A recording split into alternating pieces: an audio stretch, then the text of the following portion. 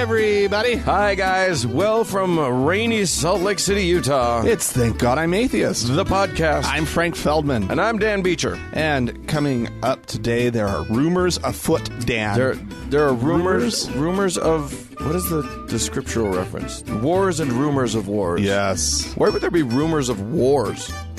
You know, hey, did you hear about that war? Hey, have you heard about Crimea? What about Crimea? I don't know. Look, it's just a rumor. I'm just saying. Apparently.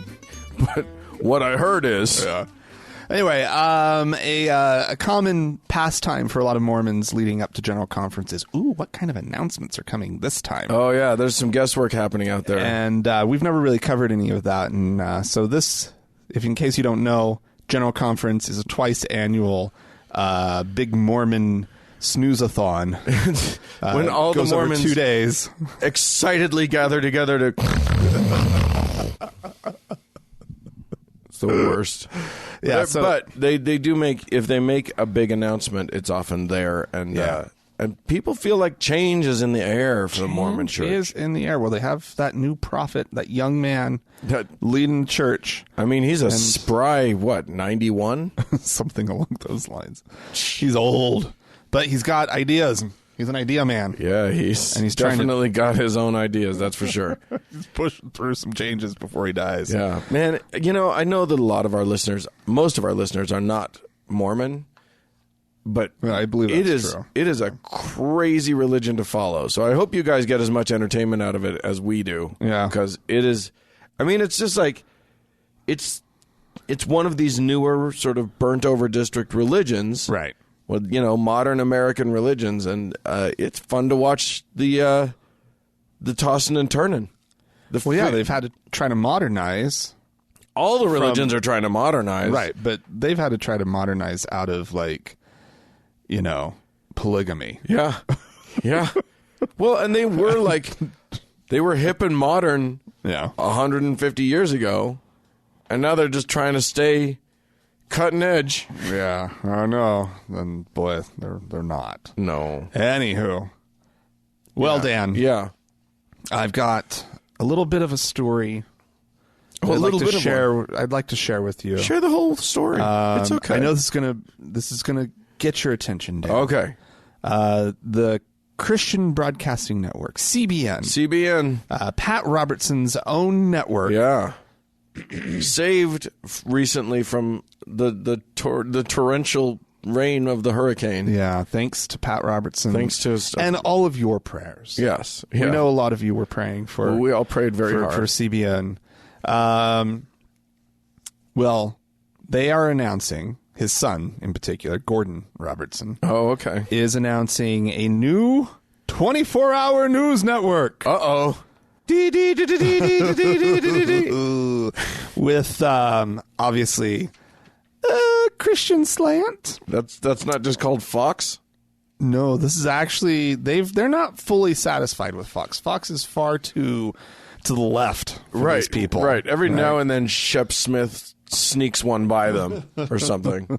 No, they're actually going to be airing on in 15 different markets. Okay. In the U.S.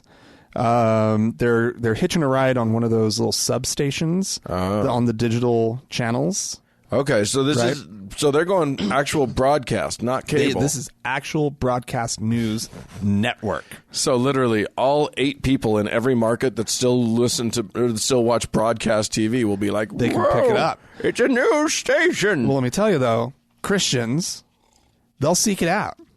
Evangelicals, sure, of the Christians of this ilk, will seek it out. They want their CBN news. They want it 24 hours a day. They hunger whenever and they thirst want it. after this news. And when you start to think about the fact that Donald Trump likes to use evangelical outlets over mainstream media a lot of time, because they don't question him. Yeah, they don't have sort of the journalistic standards that even a Fox News would have. Right. right? Yeah, they don't have... I mean, you use the term journalistic standards as though they're going to employ anything remotely resembling that. Well, the thing is, it will look like journalism. It'll have the trappings of journalism. Sure. There'll be somebody holding a microphone talking into it. Right. Oh, no. It'll be lapel clipped like a pro. I'm talking about like a reporter out on the street. Oh, yes, that's true. And their name will be on the screen, and there'll be a little ticker running across the bottom of the screen. Chirons and scrolls and all the bugs. They'll stand in front of green screens and bloody blah. I just want to see a Christian weather report where it's like, and down south here in Richmond, the Lord has caused that there should be flooding, and the Lord, the good people, the Lord has blessed Arizona over here with lovely. They've been praying hard. And they're reaping their rewards. Look at all that sunshine down there. So this obviously is worrisome because Gordon Robertson said that people who are pointing out this kind of stuff, that they're criticizing them for going soft on President Trump and other people who they like and agree with. He says, what I think is missing is an opportunity for someone to come in and just tell their story from their point of view. Not give it an angle, not try to be argumentative. I think we've been criticized for allowing people to speak, but from my point of view, we want that. Yeah. Really? Yeah. Oh. Isn't that nice? So shocked. Letting politicians and powerful people just have a microphone finally to be able to just say, to give their perspective and say what's on their mind, unfettered by, things like facts and checking. Yeah. Backgrounds, all that sort of thing. Oh, no. That's not what we're into at all. What we like is the spin part. Right. We love that. But they don't even need spin on ours. This is truly a spin-free zone because you can just lie to us. Just flat out look directly into the camera and say whatever bullshit you want to. You don't have to spin it. We trust you. Yeah. You're telling the truth. Why would you lie? He's wearing a tie, for God's sake. A tie! The Lord elected him president of these United States. Right. Who are we to question him? Lindsey Graham is a white man. Why shouldn't we listen to him? All right. This is a very interesting story. There is a group called the Better Church Governance Group. It is a Catholic organization that includes 6 former U.S. cardinals. Okay. And they have announced that they are going to spend over $1 million investigating the College of Cardinals, which is the group that elects the Pope. Whoa. Okay. So very important cardinals in within the church. They're investigating them? For what? They are looking for signs that they either were molesters or aided and abetted molesters within the church. Holy shit. So, holy shit. I think that's a very interesting thing for them to be doing. They're calling it the Red Hat Report, which is cute. Because they all wear those red hats, you see. Their little chapeaus. Yes. Yeah, I mean, so they're funded entirely by sort of wealthy Catholics. Really? So this is not self-financed by wealthy cardinals. No, okay. No, I'm sure they're keeping their. Here's the thing. What it does is it makes me suspicious that they won't actually work hard at it. Oh, you think this is like a smokescreen? Well, it's of some kind. It could go either way. The thing is, if they come back and all of the cardinals are clean as a whistle, we'll know to be very suspicious. Yeah. But if they come back with a report that's pretty brutal, who's going to question them?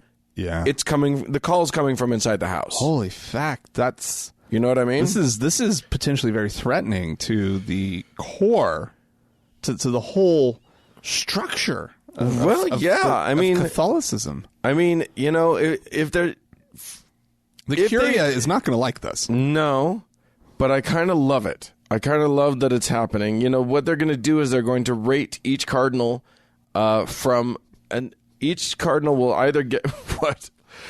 No, I'm just imagining like some sort of scale of how rapey he is. You know, you're going to rate each cardinal on. There are several scales. 0 being not very rapey, right?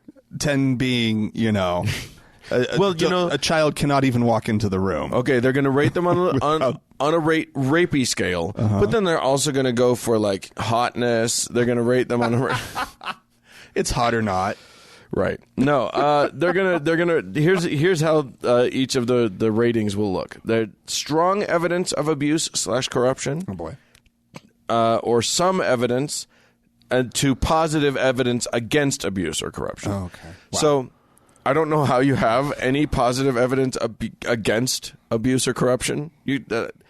Proving a negative is not really a logical concept in this case. Yeah. But we'll see what they come up with. We'll see what they do. It'll just be interesting to watch because, again, like I say, you know, if they come back with like, you know, of the 100 or so. Well, you know, current papal. It's 124 current papal electors, and wow. if 20 or more of them come back with like strong evidence that they're corrupt or that they're evil. Yeah. That'll be a big deal. Yeah. Of course, also what's happening within the church is a whole bunch of political machinations, and this could just be an arm of that. Right. It's hard to know, but these very interesting. Are these cardinals trying to get themselves into... they're trying to free up some space? I think these are... become electors? These are former cardinals that are on the board. So okay. All right. Here you go. Well, Dan, that actually sadly segues into a story that I was going to try to avoid. Oh, God. Story-wise. But I came across this story earlier this week and was just absolutely mortified. There's been an investigation into a group called the Antonio Provolo Institute for Deaf and Mute Children. Oh, God.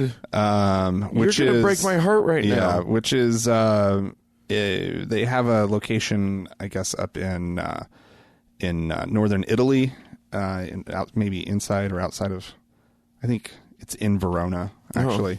Beautiful Verona, where we set our stage.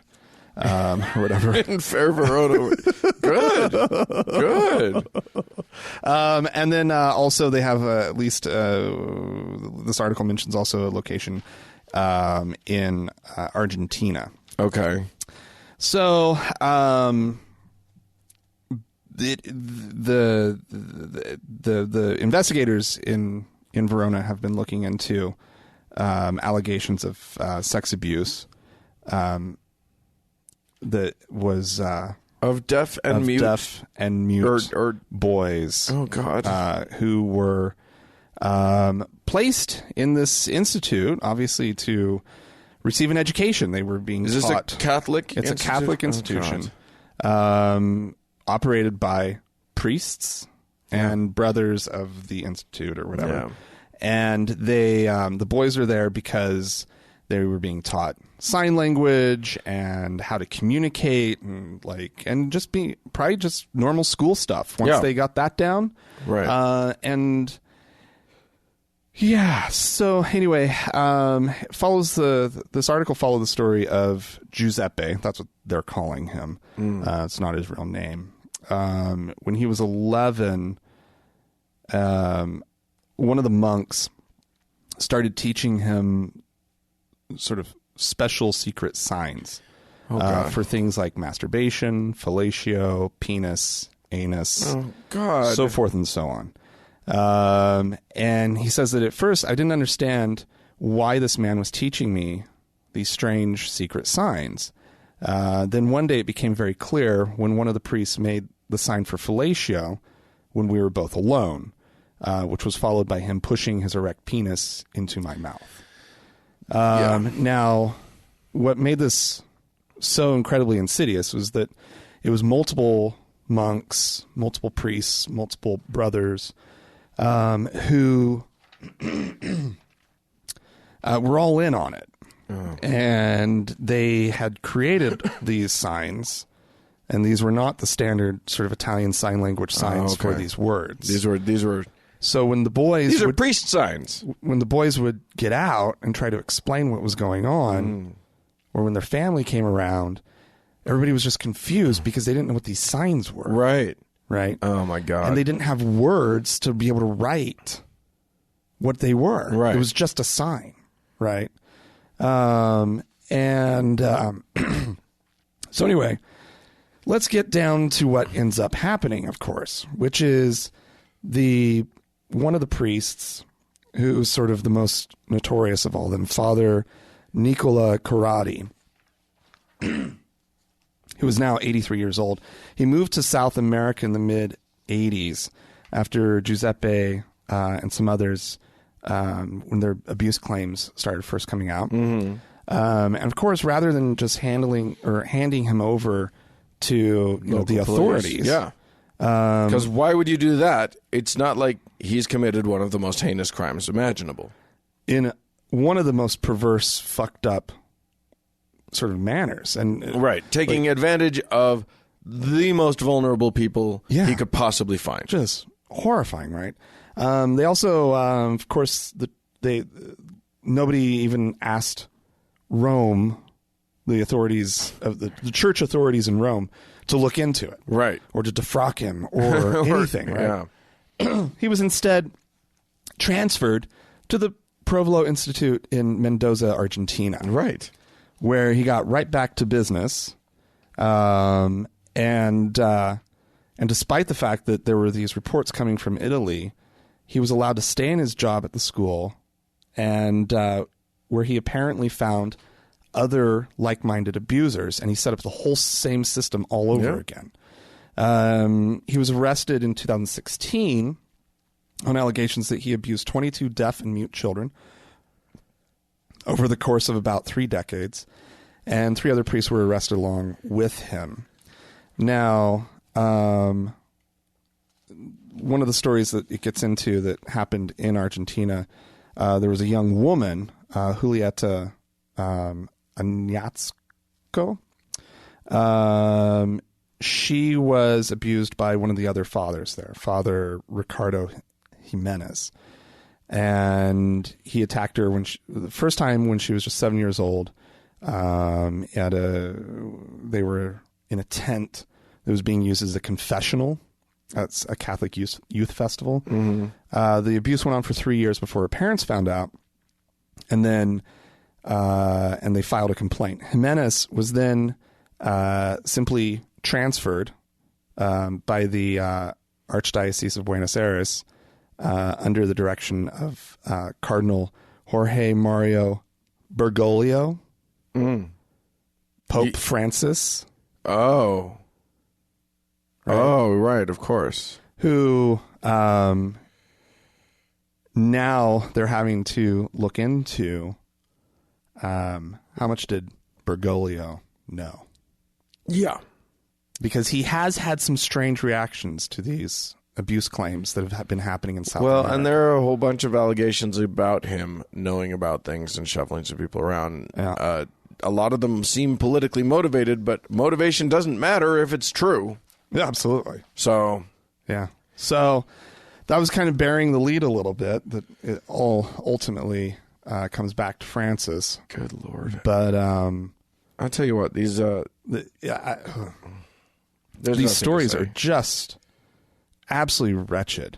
You know, we talked about that one a number of weeks ago about once a boy had been groomed, successfully, fully groomed and abused, they were given like a special cross. Right. That was in Pennsylvania. Yeah. That was in Pennsylvania. And now there's this other thing where it's coming out, this specific story, and I'm sure there's just story after story after story, stories that we've missed, stories that were reported on that we missed, of course. It's just I guess so part of the fucking shocking, disgusting. Part of the shocking thing about all of this is to find out that it wasn't just like, this priest here and that priest there, and then they shuffle them around and then they keep doing it. Right. The shocking thing is these cabals of abusers who find each other, How? Well, how does that conversation start? How do they I think basically it starts, "Hello, my name is Father Ramirez." Right, yeah, or whatever. Yeah, and then they get together and they plot and they scheme and they plan. It is horrific. Yeah. It's shocking. It's organized and systemic abuse. I wasn't like I'm not prepared to be shocked because I thought I was not shockable at this point. And now I'm just it's shocking to me. If I had children and the best school in town was a Catholic school, no fucking way. Well, if it was run by priests and nuns. Yeah. I'm not going to put my kid in proximity to a priest. Right. Or if I did, I would be like, okay, we need to talk about who these people are and what they're allowed to do and how open I am, and you have to come to me. You know, I would have to have multiple in-depth discussions with my kids about how, you know, you don't want to say these adults are not trustworthy because you don't want to scare them. Right. But you want to say some adults are not trustworthy, and even the ones, you know, and there's nothing you can't tell me. I would just be paranoid as shit. Right. To put my kid anywhere near a Catholic priest. Right. Anyway, well, there you go. That's horrifying and awful. I'm going to give us some better news. Well, please do, Dan. To shake off some of that feeling. Yeah. Dateline Ireland, where at the end of this month there will be an election, or rather a vote, and citizens of Ireland will have the opportunity to there's a referendum out to change their blasphemy laws. Because nice. Ireland has blasphemy laws, which is stupid. And it looks like this might happen. Article 40.6.I of the Irish Constitution currently prohibits, quote, publication or utterance of blasphemy, of any blasphemous content. Oh, my God. And it's super open to interpretation. Like, this is not something that is defined and outlined. It's in the eye of the beholder entirely. So, for instance, very sort of high-profile case came up when you'll recall that Stephen Fry went on a show and was asked about his atheism, and was asked about, like, why don't you know, what would you say if you were to meet God? And he decimated the guy. Like, it was withering what Stephen Fry had to say. He said stuff about, like, you know, how dare you give children bone cancer, and how dare you? Right. And he just went through this whole list of things, and it was beautiful. Right. But then people wanted to bring him up on blasphemy charges because he did it while in Ireland. And so, like, and, you know, obviously that was a high-profile case, and it was quickly shuffled under the rug and dismissed because they didn't want the bad juju, the bad publicity. But multiple cases like that are coming up. So now, there, you know, atheist groups in Ireland are working hard to make sure that this gets passed, or rather that these blasphemy laws are rescinded. And I'm very proud of them for doing that. Wow. Good for that. Ireland is just getting their house in order. They are. They got the abortion thing sorted all of a sudden. Yeah. The Pope comes and they're all like, fuck it. Yeah. Don't care. Boo. Yeah. Boo. They're fed up. Yeah. They want a secular government. Good on them. Yeah. Good on them. So good things happening. It's about time. And, you know, there were a letter went out with a whole bunch of signatories from who have been accused under blasphemy laws around the world and have been punished and whatever. Because, you know, blasphemy laws are damaging. They are the death of free speech. Mm-hmm. If you believe at all in free speech, if you believe at all in freedom at all, freedom in general, blasphemy laws, you know, if you believe in a secular government, in a government that isn't run by a religion, which you should. I'm lecturing a whole bunch of atheists about this. You know, it's... well done, Dan. You found your target audience. Right, yeah. People who really need to hear this. Yeah, boy. I'm getting the word out. It's good. Echo Chamber with Frank and Dan. That's right. And now here's Preaching to the Choir. But yeah, I mean, no, that's great. That's wonderful news, and it's inspirational to me. Yeah, actually, Dan. I mean, let's hold off on being too inspired until after the vote, but I'm hopeful. Yeah. Okay. So, there you go. Yeah. Well, some bad news from here back home. Oh, Dan, that's going to affect a lot. You are the bad news man. A lot of people from around the world. Okay. In particular, it's going to affect a number of diplomats, foreign diplomats at the United Nations who work in New York City.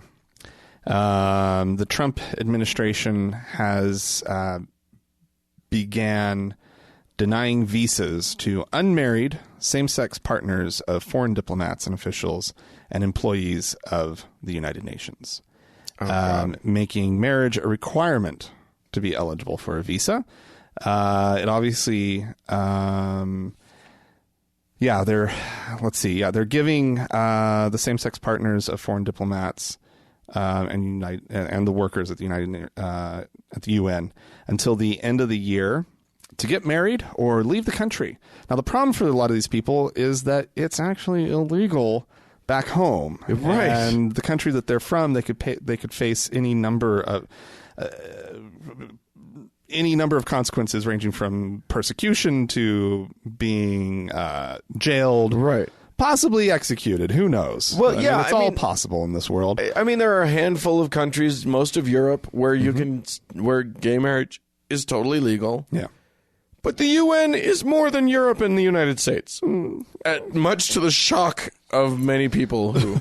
Yep. Probably including Donald Trump. The Trump administration is claiming that the new policy is being enacted in order to be more consistent with the Supreme Court ruling that legalized same-sex marriage. Oh, wow. Right?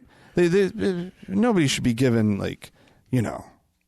disparate treatment under the law. Right. So let's keep these same-sex partners out of the country. Fuck you guys. It's so stupid because the truth is that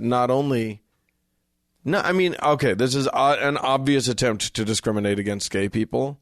Yeah. But also, plenty of straight people are choosing not to marry. Right. For whatever reason they want to. And I agree with you that those folks should probably also be given the right to get a visa but technically right now, heterosexual partners of foreign diplomats are not eligible. Okay. For U.S. visas unless they're married. Well, interesting. So their little claim here has some... You can see right through it that they're trying to inconvenience UN employees. They're harassing the gays at the UN. Yeah. But yet they have the claim. The claim is valid that they're bringing it in line. On one level, it's valid that they're just bringing it in line with what they're doing for straight couples. Right. Not recognizing the fact that we're talking about an international body. Right. That, like you said earlier, there are people coming from all sorts of situations. Right. And it is literally from every part of the planet. You can't say I'm just equalizing the thing when it's already unequal. Right. When this equalizing measure keeps it unequal. Right. Yeah. So now these diplomats and workers and whatnot are having to make, or will have to make, the decision of, do I take this foreign posting, right? That is a great, probably something they've been working for in their career, right? Yeah. Working toward, right? Or do I just stay at home and continue, living in whatever situation they have worked out with their partner. Right. So that's... It's really just disgusting. It's harassment. It's... Yeah. I think the UN should probably... It's cruel. Withdraw their headquarters from the U.S. At this point. Why the fuck would they be headquartered here? At this point. It's really sick that that's kind of where we're at. Yeah. But Trump would love that. Yeah, of course he would. It would be like, look at all that prime real estate. Right. Right there in downtown Manhattan. Yeah. Perfect. Good. I'll buy it up for maybe that's his plan. Yeah. He's just going to he's going to make the UN so uncomfortable that they leave, and then he'll just snatch up that great prime real estate. You know the thought has crossed the man's mind. Oh yeah. That probably is what he hates about the UN most. Yeah. Just the real estate. Yeah. All right. Here's an interesting thing. Okay. Last week we had the trauma that was the Brett Kavanaugh, Dr. Ford hearings. Yeah. That was delightful in the sense that we got to learn that our Senate doesn't give a fuck about women, which, surprise, we already knew. Orrin Hatch has a long and storied history of not caring about women. Oh, but he likes to look at them. And that came out too. She was an attractive witness. Yeah. Let's be fair. So anyway, Kavanaugh, acquitted himself not well. No. He did not handle himself in a judgely manner, by my estimation. But not just mine. There's another group. There was a group that I didn't even know people endorsed nominees for Supreme Court justices. Yeah. It's not something anyone can vote on except these senators. Yeah, they want to get in the mix. They want to get in the mix. They want to make sure that the nominee knows who's on their side. Right, exactly. Right, in case they come up in court before them. But one of the groups that was supporting and endorsing Kavanaugh in this thing was a magazine called America. Ooh, America. Yes, it's the magazine. America, the magazine, which strangely, that's the title. So you'd think there's any number of things that I would believe that was before I believed that it was a Jesuit Catholic magazine. Oh, but it is. Okay. And of course they endorsed him. He's the Catholicist, or at least according to him. Well, after his performance last week, they have withdrawn their endorsement. No. Yes. What? Yeah. They have rescinded their glowing endorsement of this man. Wow. Isn't that interesting? Wow. They said, here's what they had to say. If Senate Republicans proceed with his nomination, they will be prioritizing policy aims over a woman's report of an assault. Wow. Were he to be confirmed without this allegation being firmly disproved, it would hang over his future decisions on the Supreme Court for decades and further divide our country. Yep. It's fascinating. Now, I personally think that just his behavior is more than enough to disqualify him at this point from being like. He clearly showed that he does not have the temperament required to be a non-biased determiner of constitutional law. However, for him to lose the support of a Catholic magazine, that's a thing to me. To me, that's saying something. Yeah, it will continue to be very interesting to see how this whole thing plays out. Yeah, and who ends up on, doing similar things, right? Yeah, backing off of their support, and doing, the right thing, which is ultimately, this whole thing, as far as like an investigation is concerned, is pretty fucking hard to figure out. We're talking about a small high school party, 30 years ago? 35 years ago. I mean, there are other allegations too. There are other allegations, but the one that everybody's focused on is obviously the ones that came forward from Dr. Ford. Right. And so obviously this is a really tough thing to look into, but if you just look at his testimony, and the numbers of times that he lied Yeah. About blatantly about like what certain terms meant. Boofing. Yeah. We can look it up. Moron. I know. Like it's unbelievable. Devil's triangle. I learned actually a lot of new terms. Sure. This week. Sure. Terms I didn't. He claimed.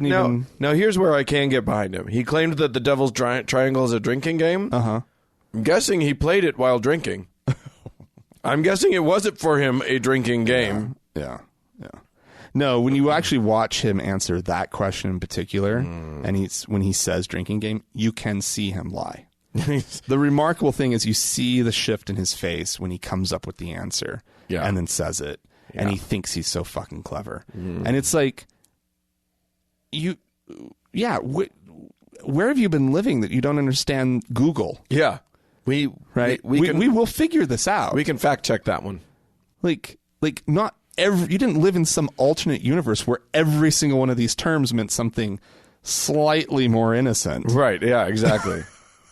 Slightly less incriminating. Also, the terms did not exist in a vacuum. Right. All the other people who went to your school knew what those terms were. Yeah. And they're talking about it. Yeah. So, yeah. So, but they're all just lying to try and sink him. They're all clearly. It's this is a whole conspiracy. All right. God. Well, believe women, and we will. And if you have any comments or questions about any of these stories, please feel free to write into us, podcast@thankgodimatheist.com. Or call and leave us a voicemail message. The telephone number is 424-666-8442. Yeah, go to the Facebook page, facebook.com/TGIAtheist. And while on Facebook, search for the TGIA Members Only Lounge and request to join. It is a closed group, but we will let you in. Yes, indeed. And let's move to the next segment of the show. Well done, Dan.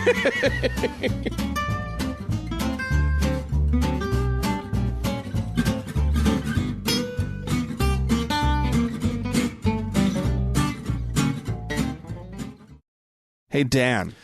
What?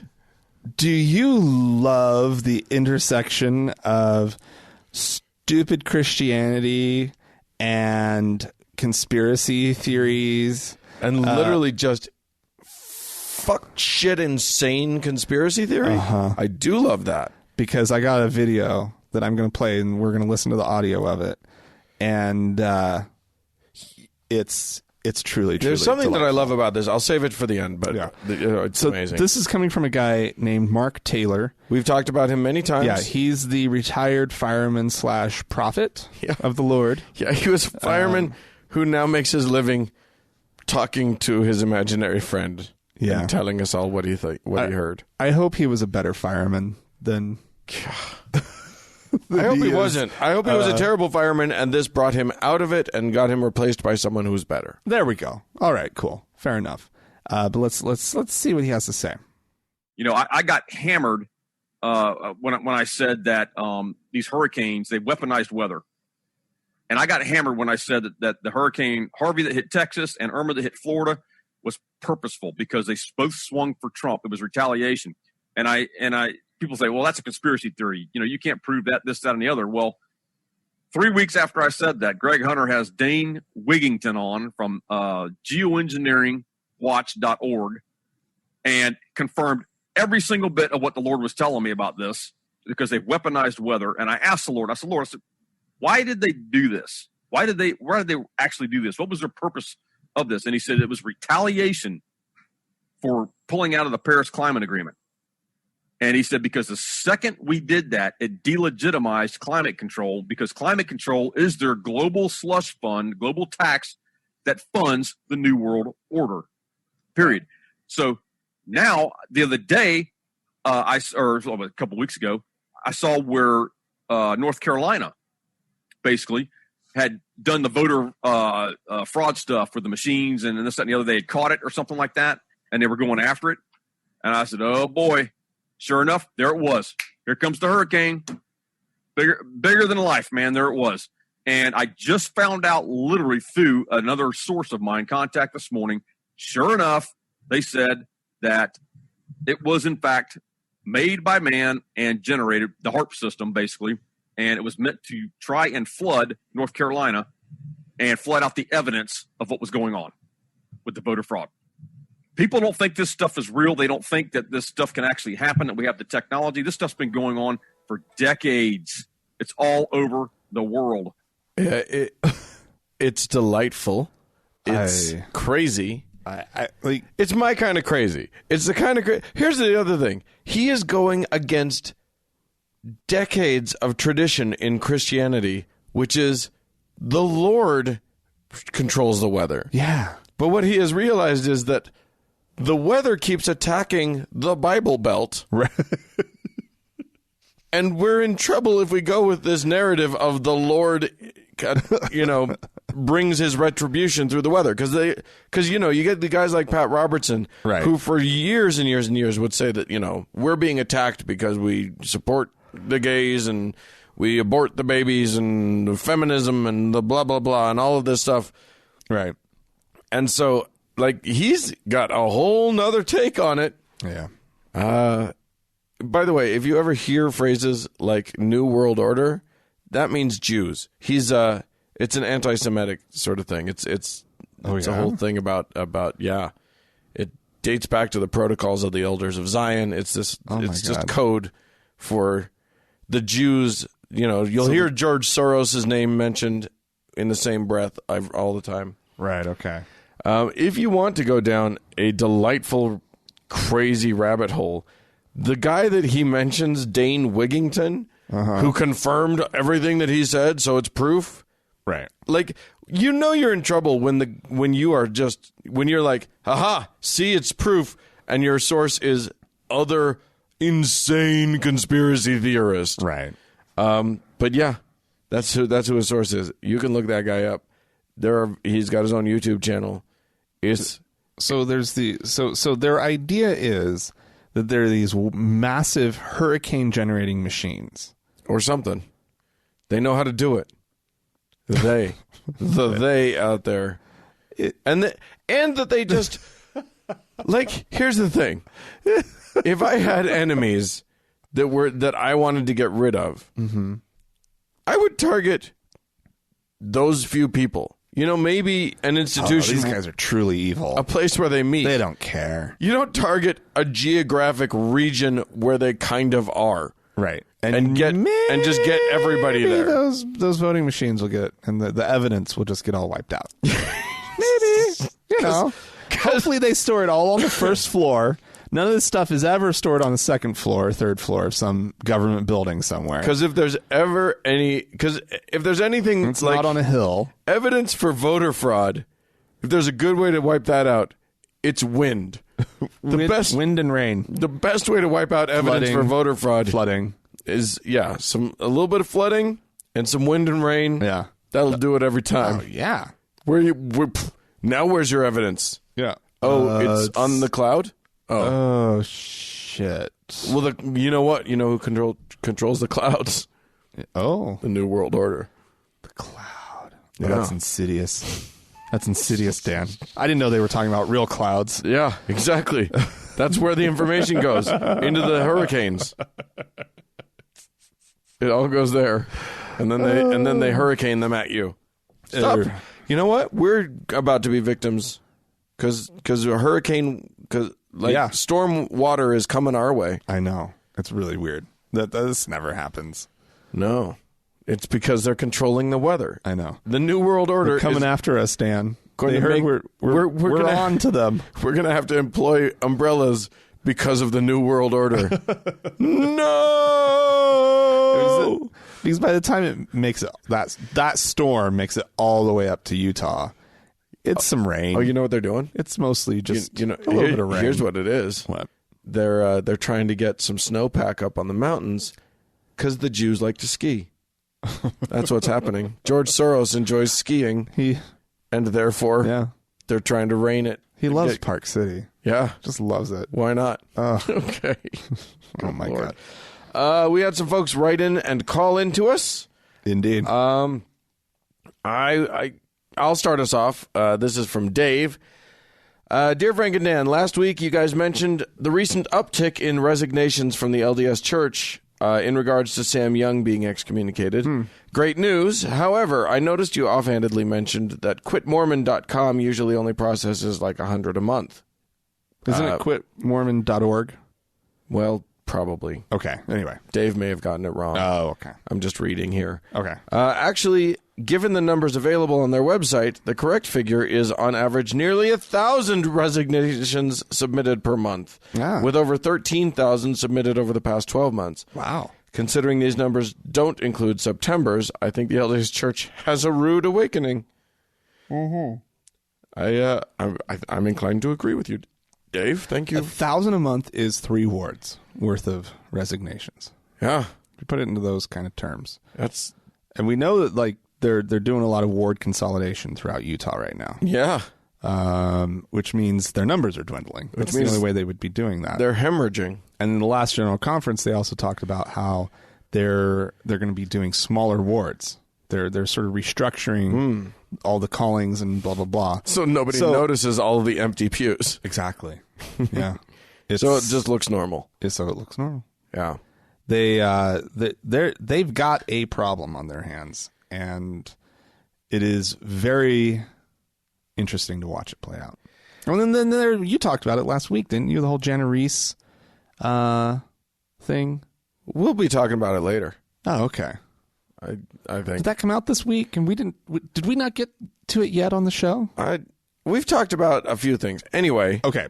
Let's listen to a voicemail. All right. We've got a story from a listener who, boy, he was so ready to handle a certain situation one way, and then it turns out a different way. So let's just listen in. Hey guys, this is Adam from Kansas City. I want to tell you a quick story. I just started going to an outpatient rehab for alcohol abuse, and part of that process is you have to see a physician. So in walks this elderly gentleman, very nice, very frank. We're having a very good conversation. And then he said, "Do you believe in?" and pointed up. And I just instinctually said yes, because I'm not a full-on out atheist in normal life. And it turns out that was a mistake. Conversation took a quick turn for the next 30 minutes, talking about how Jesus can fill all my holes in these proverbs and these scriptures. And then he invited me to church with him, which he explained, well, it's an LDS church. I'm a Mormon. And then it hit me. I've been listening to you guys for years, waiting for my moment, for those Mormons to come to my door so I can flip the script. And in fact, I came to the Mormons' door and got invited to church. Oh, well. Thanks, guys. They're sneaky. Oh. They'll sneak around. They'll flank you if you're not careful. Yeah. Hey, first of all, congratulations on your recovery. I hope it goes really, really well for you. Absolutely. That can be a very difficult thing to deal with, and we support you 1,000%. So good on you. Sorry you got saddled with a Mormon. Yeah. That kind of sucks. Also, let this be a lesson to those of you out there who are like, why should I be out as an atheist? Because you might get sucked into some bullshit is why. Yeah. Unwittingly. If you can't just say, nah, I don't believe in them, you might have a conversation that you don't want to have. Indeed. Oh, God. Speaking of Mormon missionaries, I will read TJ's email, which says, "Hey guys, I thought you might like to know that I've been running into a gaggle of sister missionaries here in my town. There seems to be about a dozen of them peddling around. First, I live in a very upper middle class income suburb of Columbus. This town commonly makes the top 10 lists for safest places in America. This is about as far from a challenging mission as it gets. Second, they absolutely have no idea how to handle me. They are, of course, very polite, but I don't think they've ever encountered an open atheist who is not at all afraid to engage if they do. Their reactions are frankly hilarious. They are also surprised that I know they are LDS or whatever they call themselves this week. I commonly see them when I'm out walking my dog. I've taken to simply telling them that I'm a non-believer, but my dog is." That's cute. Yeah. Again, the sister missionaries are interesting because it's a different breed. Yeah. I know I know what... Is it so different now? It used to be that it was like these...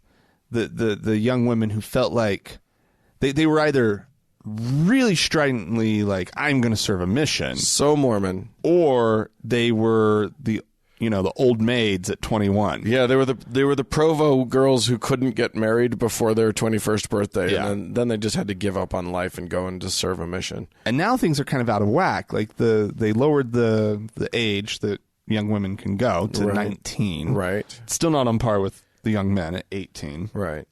That one extra year.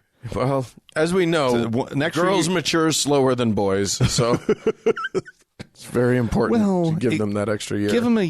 Still give them a chance to get married before going. Yeah, that's what the thinking has been. But nonetheless, it hasn't fully equaled out the numbers. But there are a lot more young women now than there used to be. So it's interesting to hear that they have maybe a whole district of them that's all just... Well, but the rules are different for the girls. The girls can't go... I'm pretty sure they can't go... even if they're tracting door to door, they can't go into a house that just has a man alone. Oh. They can only... if there's a woman... If there's a wife, they're good. They can go in, they can teach. Yeah. But I think if there's just a single guy... They'll be like, well, we'll call some boys to come and talk to you or something like that. Or come on out onto the porch. Or whatever. Yeah, I mean... We'll teach out here. Yeah. In the light of day. It's just very interesting. The sister missionaries that we encounter, of course, here in Salt Lake, all are assigned to the Temple Square grounds. Right. And I don't know. Then they can just sort of proselytize at you. If you choose to take a tour with them... you will learn exactly zero about Temple Square, and they will just bear their testimony at you for the entire time. Really? Yeah. My new stepfather was wildly disappointed by the quote unquote tour that he got from these girls who knew nothing about the history of the place that they were at. These people are here to learn about monuments and to learn about the temple itself and the history thereof. And instead, what they got was preaching the entire time. So off-putting. Yeah. Don't engage. If you see them, don't engage. Right. So there you go. Hey, we have one more voicemail, do we not? Yes, we do. This is really just a wonderful, heartfelt message. I'm just going to go ahead and play it because he explains himself pretty well. Hey, Frank and Dan. Thanks for taking my call. Been listening to your show for a few years now. Something that came to light kind of with this Kavanaugh thing with myself is the sexual consent and heavy drinking culture of college life. And I didn't have a church boy, innocent type college life. It was a very alcohol fueled environment. And there's definitely some behavior that I question that I did while I was in college. And I know that religious people are able to turn to religion and leaders within the church to deal with the guilt that they feel. But there's definitely guilt that I have that I deal with that I look back on and I try to cope with it. And I feel immense pain for some of the things that transpired throughout my years.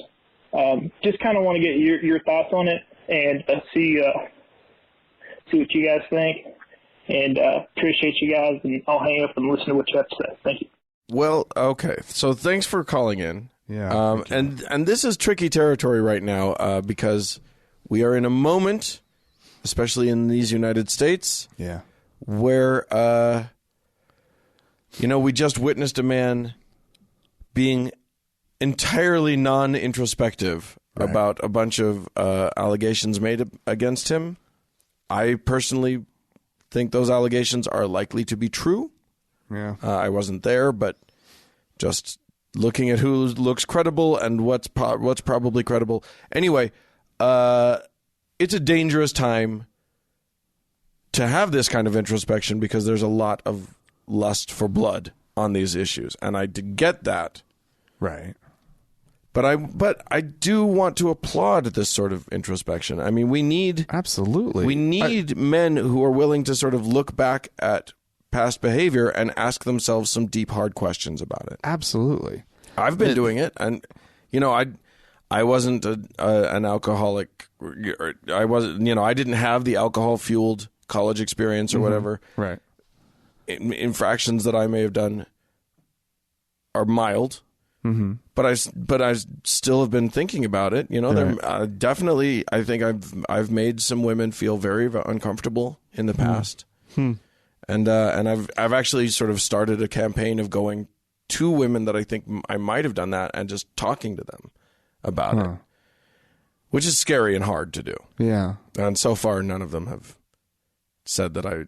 Anyway, that's neither here nor there. Okay, right. But the point, I think, is that when you actually do look back at your life and find some things that you think might be bad, what steps do you take? Yeah, and the caller references the fact that Christians have this process, right, that they go through, and then they feel absolved. Yeah, which I don't know that that's the correct.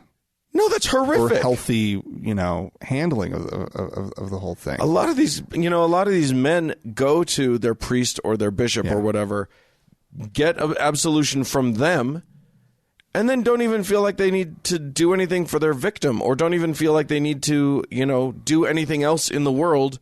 Their conscience becomes clear. Yeah, and I, having never been in that situation, I do wonder how many of them still though have lingering trouble, right? They've been told they're okay, right? Right. But they haven't actually dealt with it. They haven't actually truly done the work on themselves, right, to fix what was broken or wrong, or the activity that was unacceptable. To re-engage blah, blah, blah, their blah. own humanity, right, in a way that actually, because if you know that thing is lurking in your past. It's something that has to be dealt with. Yeah. On your own front, on your own level, but also I personally feel like and this is a tricky one, because I feel like somehow you've got to deal with your victim. But what you don't want to do is re-traumatize them. Right. You don't want to force them, depending on what you did, and we don't know what our caller did or didn't do. Right. But I would say that a letter that doesn't ask anything of the victim, right, but just says, "Look, I think that I wronged you, and I would like to, make an amends if I can." Right. And you don't have to see me, you don't have to talk to me, you don't have to respond to this, right, but know that I'm in a place where I'm here for you if it would be helpful to you, right. And if not, then just know that I'm deeply, deeply sorry or whatever. Right. And then follow through on that. If they want you never to speak to them again, don't. Right. And if they want to engage with you, then you got to be willing to take your lumps. Yeah. But I mean, that much integrity is worth a lot to me.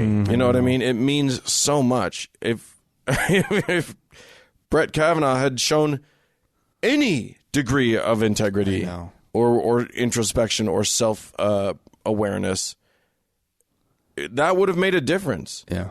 No, I was really moved by this voicemail. Yeah. When I first listened to it, I could feel, the emotion and how badly he feels about whatever was in his past. Yeah. But and then it kind of my mind quickly came around to Kavanaugh, and it was like, right. like listening to Dr. Ford, right? And her testimony was so compelling and so, like, I was on the verge of tears multiple times listening to her. Yeah. And just every time she comes up and they keep playing certain clips, and it's just like that poor woman. And your heart really goes out to her. And if there could have been the flip side of that, right, where you had Kavanaugh come in with a really heartfelt, and he really didn't even have to like cop to too much, right? If he had just said, I don't remember any of this, but I know that I got blackout drunk a number of times, and it seems possible that I could have done this, and I'm horrified by that. That thought troubles me deeply. Yeah. Right. I mean, he wouldn't have been able to be on the bench. He would have lost that opportunity. But you know what? That's okay. Yeah. Sometimes there are consequences for your actions. Yeah. I mean, not in this country, but like a good person would choose consequences over losing their humanity. Yeah. I don't know. I do think that we will probably get some emails and voicemails from some of our women listeners who have a deeper, richer perspective on this, and I welcome that. Yeah. And hopefully we can keep it from being about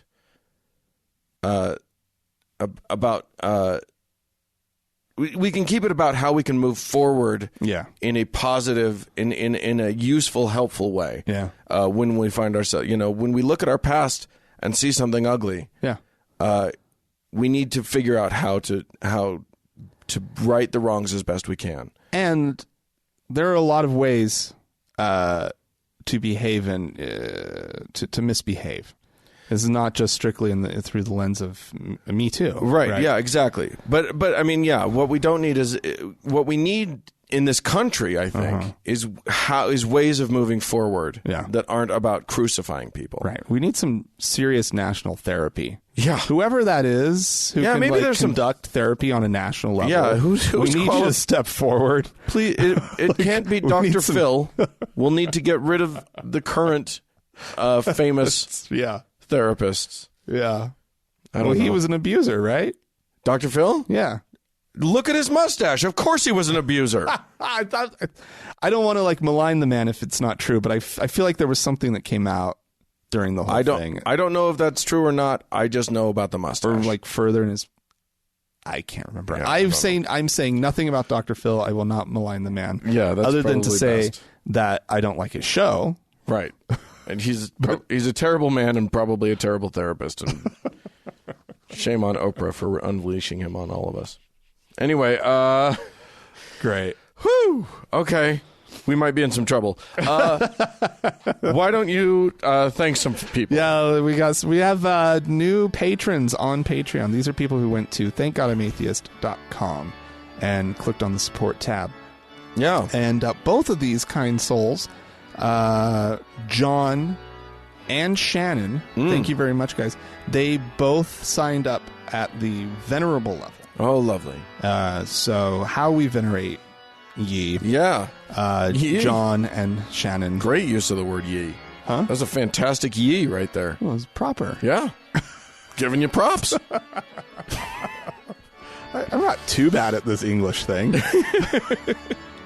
But nonetheless, thank you guys. And of course, we have, as always, our Lord and Savior Emeritus, Angela, who we thank every week for her continued support. Yeah. And then the at the very top of the heap, the Crown Princess, our current reigning Lord and Savior, Jenny. Yes. Peace be upon her. She the assalamu alaikum to Jenny. And may she wave. Amen.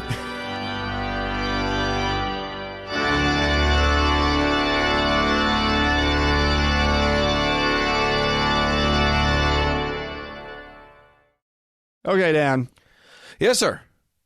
So we talked about it right at the beginning of the show. Yeah. General Conference, Mormon General Conference. Coming up. Or should I say the General Conference of the Church of Jesus Christ of Latter-day Saints. No, you shouldn't say that. The restored true, one and only gospel. What else do they want us to say every time we say their name? I don't know. Peace be upon His Holiness the Prophet. The pile of idiots downtown Salt Lake. They're all going to meet together. Yeah. With the collection of bad shoes that is the Mormon General Conference. All right. Anyway, so I found this on Reddit. And it's pretty fucking fantastic. This lead up to this general conference has been one that has been rife with rumors. It has been speculation about what could be coming. There's all this like titillating little, Elder Oaks was at a stake conference and he told the stake president that we really need to get prepared because this general conference is going to be a doozy. Yeah. Right. There's a lot of that going on. And also just this new prophet that they got. It seems to be Rusty Nelson. Hell-bent on getting his changes in. Look, this guy has had some ideas dating back to the 30s. And about how to fix the church. And he is launching. Right. And he knows he's got a year and a half before he dies. Well, before he turns into really, truly what is pathetic and sad, the prophet that they have to like prop up and kind of carry to his chair. I'm pretty sure that sits there and just. I'm pretty sure that they've got completely out of it. A suit that they put on under under the prophet's clothes that makes him animatronic. Like if you put a mic up to his joints, you would hear like actuators going just. Well, they've got enough money; they could afford it if they wanted to do it. If they wanted to build Iron Man, they could. So, anywho. But this is the General Conference rumor mega list. This is actually on the Latter-day Saints subreddit. This subreddit, by the way, is ruled by some of the most tyrannical moderators that have ever surfaced on Reddit. Oh, really? These folks, if I were to post a comment, and they don't recognize my username, they're going to check out my history, see that I am the moderator over at TGI Atheist, and ban me. They'll delete my comment and ban me, even if it was like I support blah, blah, blah. this. This is great. You're banned.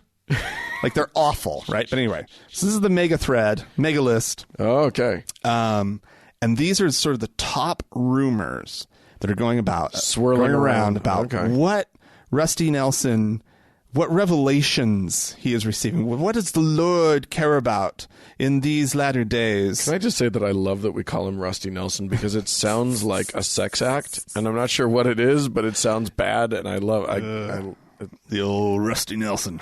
I gave him a Rusty Nelson. Well, let's see. Nelson, isn't that like a wrestling hold? Yes. You have your full Nelson. You have your half Nelson. So this is and then you got your Rusty Nelson. Your Rusty Nelson. It's somewhere between that and a rusty trombone. Anyway, let's move on. I don't know. I was getting close to what it actually was. But anyway, so the number one speculated thing, and this has Mormons so fucking excited. They cannot believe that this could possibly happen because apparently it's also been piloted. The part of the rumor is they have been testing out the 2-hour block session of church on Sunday. Now, you have to understand, they call it the block. It used to be the 3-hour, or it is currently the 3-hour block. Oh, my God. And it is 3 hours of torture. Church, right? Oh, you said church. Yeah. It is torture. Because back in the day, do you remember when when you had all the auxiliary meetings were in the middle of the week? And so I don't remember that. I don't think that was happening in my ward at the time. By the time I remember anything, we just had 3 hours of goddamn church. I remember and it is awful. I remember there just being Sunday school and sacrament meeting on Sunday. So 2 hours. So you were there for 2 hours. And then the auxiliaries, so like young men's, young women's, although they called it like MIA or something like that back then, right? And a Relief Society. Right. And I think the priesthood even got together during the week. Like Wednesday. Yeah. You had a week where there was like a night of the week where there was like an hour and the family would show up to church and everybody would go their separate ways to their meeting, right, in the middle of the week. And then somebody got some revelation that it all needed to be on Sunday. Right, because people probably weren't showing up to the midweek. They probably weren't, right? So anyway, apparently this one could possibly finally happen, whatever. And then 2, 3, and 4 all have to do with the missionary program. And this is fascinating to me because what it says to me is that the membership right now, the active Mormons out there, that they understand that there is something seriously wrong with the missionary program, that there's something not right, and it needs to be reformed. Right. And well, there was an article recently on one of the TV news channel stations. Oh yeah, KUTV Channel 2 News.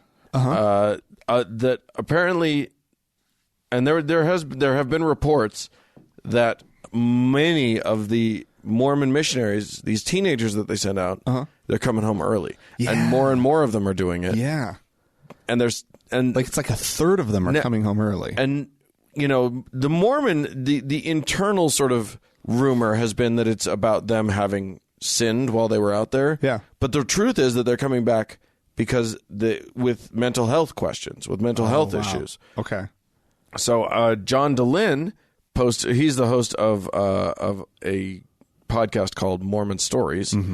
He was excommunicated from the Mormon Church a couple years ago. He has received reports of people of missionaries in a pilot program. These are people who have been called on missions but have previous experience having been treated for depression or anxiety. Okay.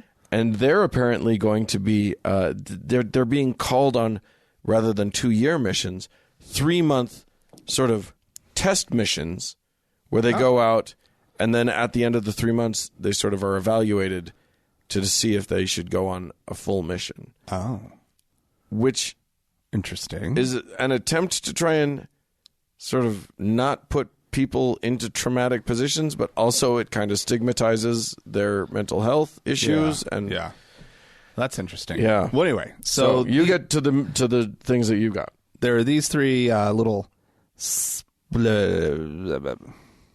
like rumors. Yeah. Sorry. Let's see. So the first one of these is the missionary program gets a sort of refocus, and that service missionaries may become an equal or maybe even preferred option, which I've said for years. Yeah, you and I have been saying this. This makes so much sense. Get these kids out into the world just doing some good. Dig some trenches in Africa. Dig some wells. Yeah, sure. Or, you need trenches for all that water. Yeah. Dig. Yeah, dig. Just make them dig. Go somewhere that needs some digging and go do it. Build some houses, do some Habitat for Humanity crap. Rather than this door-to-door, join my church, hard sell bullshit. Pull them in with the soft sell. You guys are good people. You're out doing good work. I'm sorry, well, who are you? And teach them how to answer those questions about what they believe and whatnot. And they would have so much more success. Yeah. I don't want them to have that success, so I hope they don't ever do it. Well, don't worry. They'll find a way to fuck this up. I'm not worried about that. Another one of the missionary ones is choice in mission duration. Okay. For men and women. Interesting. So rather than it's just going to be your 18 months or your whatever. Right. You get how long are you looking to go? I don't know, maybe about a year. Great, cool. Considering that these things are self-funded, the church doesn't pay for them to go out. No, I know. They pay for them to go out. And it's a huge fucking burden, and I blew through my life savings to go on a mission. Yeah. So considering that, I can see how someone would want to choose a shorter duration mission. Yeah. Yeah. And then another rumor surrounding missionaries is maybe a new approach to missionary identities, casual clothes, first names. Ooh, this apparently is already being done in some pilot programs. Wow. So they've been testing this out, see how it works. They could have fun. They could have a special missionary T-shirt that has the little church, little They could rather do like a badge. Yeah, but instead of the badge, maybe it's just screen printed on there. Yeah, sure. Be totally cute. Like, oh my God, be so like self-aware and cute about the whole thing. Definitely not going to happen. They will switch from ugly short-sleeved shirt and tie, to ugly something else. Yeah. Okay, so here's a rumor about the Salt Lake Temple. Oh, that it's going to be closed for necessary earthquake retrofitting. Okay. Now, this is the building, Dan, though, that Mormons like to tell little stories about, like, oh yeah, did you know when they went to install the elevators that there were already shafts? Because they had the foresight. Because God gave them. They had no idea that they were even leaving these shafts for, what they were for. But they left them anyway. It was in the original plans. Yeah, this is the kind of shit that just, like, did you know that the place that they just happened to build it is the only bedrock in the entire Salt Lake Valley, so that when the big earthquake happens, everything else is going to sink into the ground, but not the temple. Not the temple. So some retrofitting. That would be good. It probably needs it. Yeah, I mean, it's fine. And Lord knows there are plenty of other temples in this immediate region to service all of the needs of the people. Here's somebody hoping that there will be some changes to the temple language to be more egalitarian. Fat chance. Yeah, right. Let me tell you something. If you haven't done it, you can go and check out what the Mormon temple ceremony looks like on YouTube. We've had him on the show. New name Noah. Yeah, has infiltrated and gone into just dozens of these ceremonies and videotaped it. It's boring as all get out, but there are some parts that, like, you can get to the batshit crazy. Oh, yeah. But there's nothing egalitarian about it. It is women on one side, men on the other side. Yeah. Ladies, put your veils on.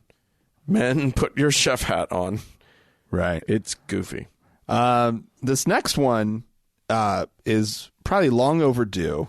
Because currently the way that they do sort of the weddings in the temple, it's actually quite cruel to, like, the non-Mormon members of families, because they're not, like, or non-Mormon parents. Yeah. Somebody who might have converted to Mormonism who's now getting married in the temple, and they can't go to their child's wedding. Right. There's apparently some rumor that there might be a separation of the weddings and the sealings, and a removal of the 1-year waiting period for non-temple weddings in USA.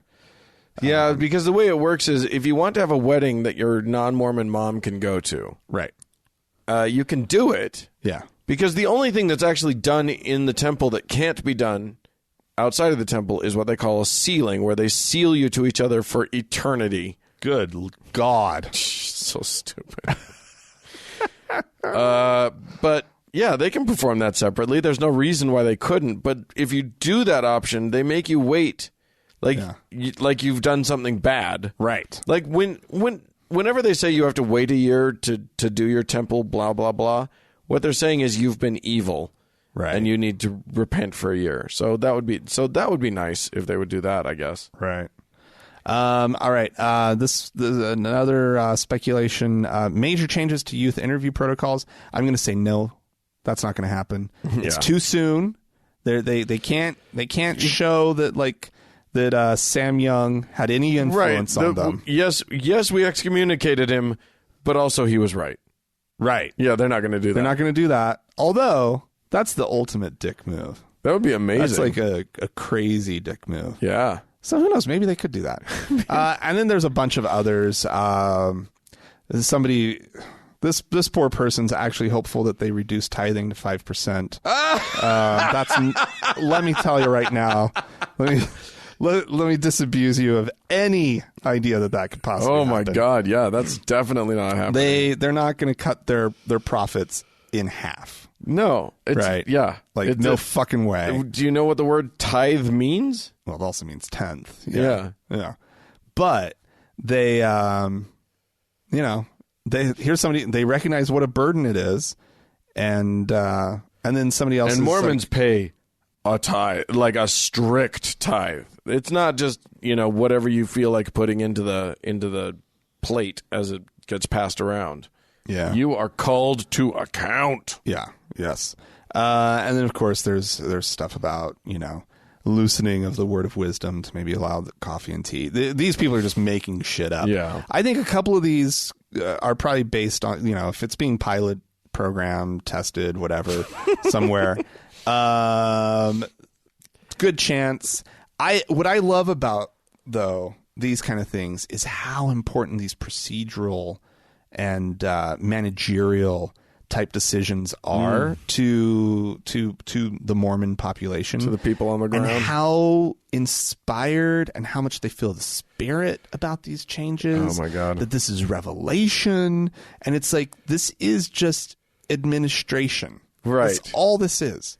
This is bureaucracy deciding to change something. What you never hear from a Mormon, and I love this, is, wait a minute. They had that wrong this whole time? I know, yeah. That's never the thing. It's always, we are so blessed that they have it right now. Yeah, that it's finally been changed. From that awful thing. Thank you, God, for changing it. For relieving us, of this 3-hour burden of church. My God. And reducing it to only 2.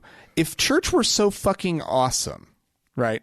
If this was truly the Lord's church, don't you think you'd want to be there for 4 hours? Oh, man. Don't you think you'd want to spend your entire fucking Sunday just basking in the glory of church, right? But it's not. It's horrible. It's awful. They know it's horrible. They all hate it. Yeah. Who likes going to Mormon church? I'll tell you what, though. Not even Mormons. Mormons are a patient people. Ugh. They're able to sit through some shit.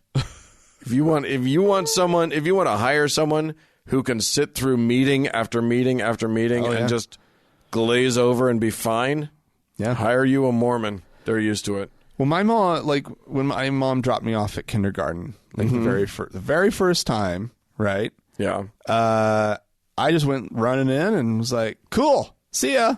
Right? And she always credited that to the fact that I had to sit through all this horror. She didn't call it that, of course, but I had to sit through Mormon church. You'd been trained. And I had to go off and be by my little self. Yeah. And it's like, so yeah, you're right. They teach you young to just deal with for this. us kids who had ADHD.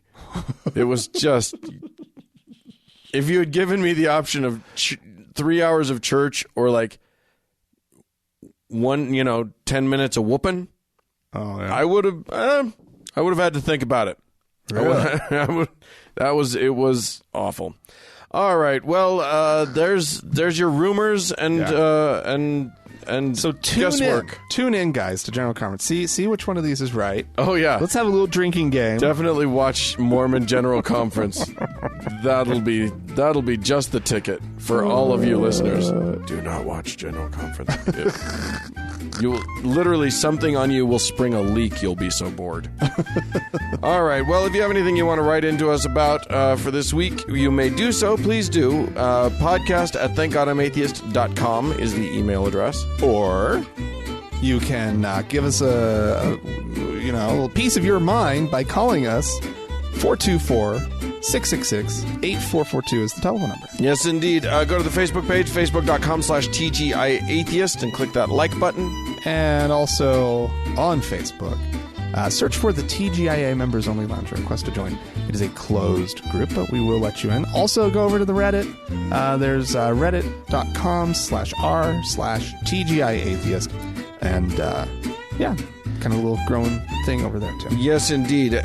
Speaking of Facebook, thanks so much to Mackenzie for her amazing work on our Facebook page, and thanks to Sarah, Danny, and Amy for their work moderating the Members Only Lounge. And a big thanks to the Red Rock Hot Club and Gordon Johnston for the use of their music.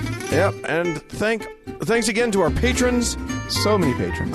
Who are amazing, and thank all of you for tuning in. We sure do appreciate you. Bye-bye.